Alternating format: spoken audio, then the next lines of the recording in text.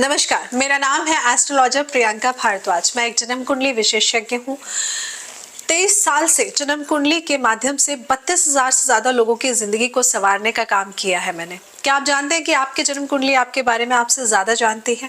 जन्म कुंडली के अंदर 9 ग्रह मिलकर 12 घरों को संभालने का काम करते हैं और 12 घरों के हिसाब से आपकी जिंदगी में ग्रोथ देते हैं, पैसा देते हैं, अच्छा जीवन साथी देते हैं, नाम यश देते हैं। इसीलिए जन्म कुंडली विश्लेषण कराना बहुत ज्यादा जरूरी हो जाता है, क्योंकि आपकी जन्म कुंडली आपका भूतकाल, भविष्यकाल और वर्तमान काल सब कुछ बताती है, जिससे आपकी जिंदगी और भी आसान हो जाती है और आप अपने ग्रहों के बताए हुए रास्ते पर चलकर ये जान सकते हैं कि आपको कब कौन धोखा देगा, आपका जीवन साथी कैसा होगा, सारी जिंदगी आपका साथ कौन निभाएगा, चाहे वो आपकी पर्सनल लाइफ हो या फिर आपकी प्रोफेशनल लाइफ हो। तो जीवन में अगर आपने सब कुछ करके देख लिया है फिर भी आपको कहीं रास्ता नहीं नजर आ रहा, तो एक बार आप मुझसे अपना जन्म कुंडली विश्लेषण कराकर देखिए, 100% आपकी लाइफ में। जय माता दी। बड़ों को मेरा चरण स्पर्श और सभी छोटों को मेरा प्यार। कैसे हैं आप सब? आशा करती हूँ कि आप सभी लोग स्वस्थ होंगे और मस्त होंगे। आज काफी समय के बाद समय मिला है तो सोचा आप लोगों के लिए वीडियो बनाकर जरूर दूं, क्योंकि आप लोगों की बहुत सारी क्वेरीज आ रही थी कि मैम आप वीडियो ही नहीं बनाकर डाल रहे हो। उसका रीज़न ये है कि आप लोग जानते हैं मैं एक जन्म कुंडली विशेषज्ञ हूँ, जन्म कुंडली देखती हूँ, लेकिन मेरी पूरी कोशिश है कि कोई भी अगर त्योहार आया है या आने वाला है तो मैं आपको एक उस पर्टिकुलर त्योहार पर हम क्या खास करें मिलकर, जिससे कि वो पर्टिकुलर दिन हमारे लिए बहुत ही उत्तम हो जाए, ऐसा क्या कर सकते हैं। तो आज शिवरात्रि आने वाली है अब, तो आज मैंने सोचा कि आपको शिवरात्रि के ऊपर, क्योंकि इतने सारे मैसेजेस थे कि मैम शिवरात्रि आने वाली है और आपने अभी तक वीडियो अपलोड नहीं किया है, क्या खास हम उपाय करें उस दिन, प्लीज़ बताइए। तो आप लोगों ने क्योंकि बोला तो इसीलिए मैं पेश हो गई आपके सामने। हमारे हिंदू पंचांग के अनुसार देखिए, हर साल फागुन मास में कृष्ण पक्ष की चतुर्दशी तिथि को हम लोग महाशिवरात्रि का पर्व मनाते हैं और ऐसी मान्यता है कि इस दिन शिव जी और माता पार्वती का विवाह हुआ था और इसीलिए ये पर्व हर साल शिव भक्तों द्वारा बहुत ही धूमधाम से मनाया जाता है। महाशिवरात्रि के दिन शिव जी के भक्त श्रद्धा और विश्वास के साथ व्रत रखते हैं और विधि विधान से भोलेनाथ और गौरी माता का पूजन करते हैं। और ऐसा कहा भी जाता है कि महाशिवरात्रि के दिन भगवान भोलेनाथ पृथ्वी पर मौजूद रहते हैं, सभी शिवलिंग में एक तरह से वो विराजमान होते हैं। इसीलिए महाशिवरात्रि के दिन की गई शिव जी की उपासना से कई गुना अधिक फल हम सबको प्राप्त होता है। ऐसे में आइए जान लेते हैं आप कि 2024 में महाशिवरात्रि की सही तिथि क्या है, शुभ मुहूर्त क्या है, पूजा की विधि क्या है। पंचांग के अनुसार फाल्गुन माह के कृष्ण पक्ष की चतुर्दशी तिथि की शुरुआत 8 मार्च को शाम को 9:55 पर हो रही है और जो इसका समापन है वो अगले दिन यानी कि 9 मार्च को संध्या काल 6:17 पर हो जाएगा। तो शिव जी की पूजा प्रदोष काल में की जाती है, ये हम सभी जानते हैं। इसीलिए महीने में पड़ने वाले प्रदोष को हम बोलते हैं ना कि शिव पूजन के लिए बहुत ही उत्तम है। तो इसीलिए उदया तिथि के अनुसार अगर हम देखें तो ऐसे में इस साल महाशिवरात्रि का व्रत 8 मार्च 2024 को ही रखा जाएगा। सबसे पहले जो इसमें हम कहते हैं कि प्रथम पहर की पूजा करना कब शुभ माना जाता है, तो देखिए क्योंकि इसमें 4 पहर की पूजा होती है, ये मैं हर साल आपको बताती हूँ, हर साल की वीडियो में आप देखेंगे तो मैं आपको टाइम भी बताती हूँ। तो सबसे पहले जो प्रथम पहर की पूजा होगी वो 6:25 यानी कि शाम को 6 आप समझिए 25 से रात्रि के 9:28 के बीच में होगी। तो मैं ना आपको ये बताती हूँ कि जो हम पूजा करेंगे, पूजन करेंगे, तो हर प्रहर में किस किस चीज़ का भोग लगाना बहुत उत्तम है। हालांकि अगर आप ऐसा नहीं कर पाए तो आप सुबह जब व्रत शुरू करते हैं तो आप उसी समय शिव जी को जो भी मैं आपको बताऊं आप वो कर सकते हैं। लेकिन अगर शिवालय आपके पास में है और आपकी कोई खास मनोकामना है जिसको आप पूर्ण करना चाहते हैं, तो आप ये जो प्रहर मैं आपको बता रही हूँ, इस प्रहर में अगर आप पूजन करेंगे तो डेफिनेटली आपको अपनी पूजा का फल जरूर मिलता है। तो ये जो समय मैंने आपको बताया है, इस समय में आप ओम नमः शिवाय का जाप करते हुए शिवलिंग पर कच्चा दूध चढ़ाइए। ऐसा करने से अगर आपको लग रहा है कि आपके ऊपर ना कर्जा बहुत ज़्यादा बढ़ गया है, तो आप आज के दिन इस पर्टिकुलर समय में अगर आप शिव जी पर कच्चा दूध अर्पण करते हैं, थोड़ा सा गंगा जल मिलाकर ओम नमः शिवाय का जाप करते हैं, कोशिश करिए कि आप जाप संख्या 1008 रखें।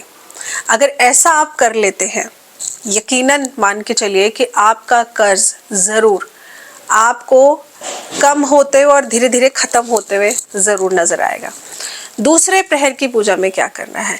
दूसरे प्रहर का जो समय है वो रात को 9:28 से लेकर के 12:30 के बीच का, यानी कि 9 तारीख की 12:30 तक का है। तो आपने इसको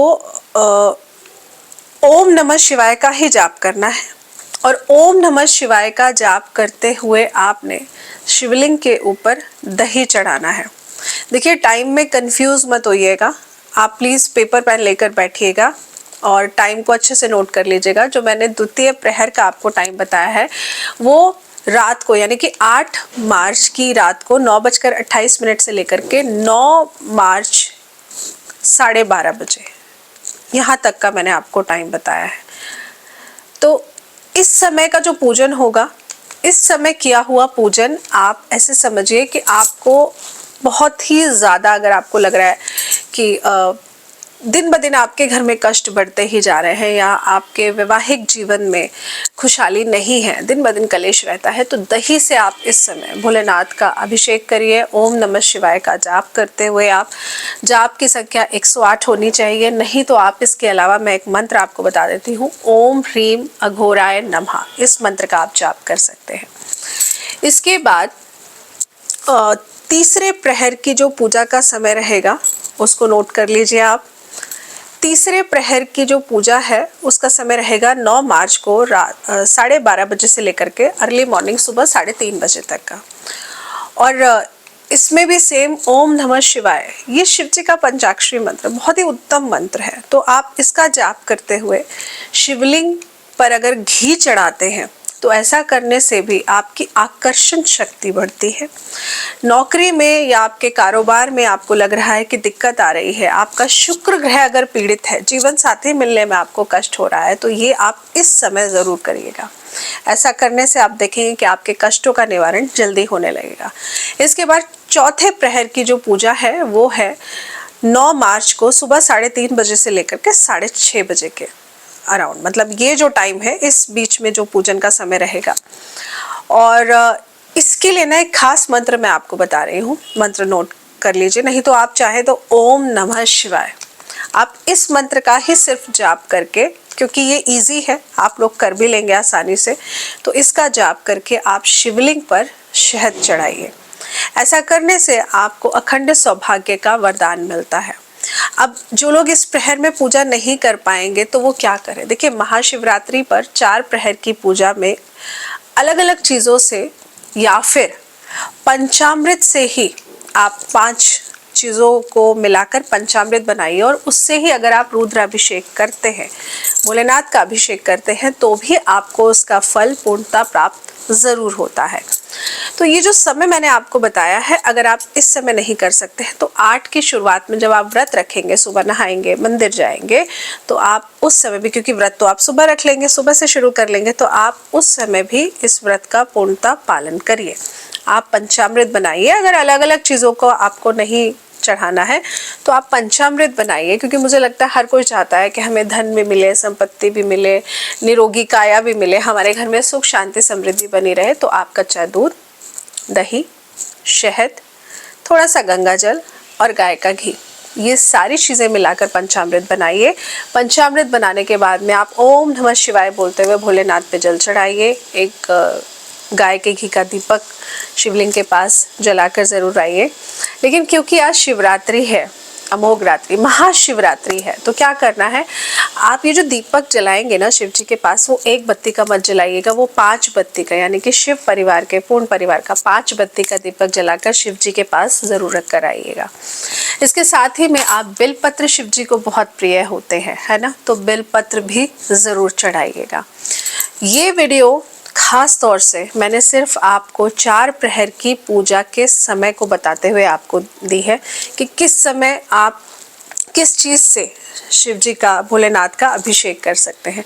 बाकी आप मेरी शॉर्ट्स वीडियो देख सकते हैं, उसमें अलग अलग तरीके से आप क्या क्या भोलेनाथ पर चढ़ा सकते हैं, उनको चढ़ाकर आपको क्या बेनिफिट मिलेगा वो मैंने आपको बताया हुआ है। तो शॉर्ट वीडियोस भी आप देखिए और इस महाशिवरात्रि को आप अपने लिए छोटे छोटे उपाय कर कर बेहद ही खास बनाइए। आशा करती हूँ आपको जानकारी अच्छी लगी होगी। जानकारी अच्छी लगी हो तो वीडियो को लाइक ज़रूर करिएगा। देखिए, आप लाइक करते हैं ना तो यूट्यूब वीडियो को ज़्यादा से ज़्यादा सर्कुलेट करता है, तो उसमें क्या होता है कि वीडियो ज़्यादा से ज़्यादा लोगों तक पहुँचती है। आपके एस्ट्रो एडवाइस फैमिली का नाम भी बहुत होता है, इसलिए मेरी रिक्वेस्ट है आप सबसे कि वीडियो को प्लीज़ लाइक ज़रूर करिएगा और चैनल को सब्सक्राइब कर लीजिए, नई नई वीडियोस आपको मिलती रहे। और साथ ही में वीडियो अच्छी लगे तो अपने जानने वालों के साथ ना शेयर ज़रूर करिएगा। जय माता दी।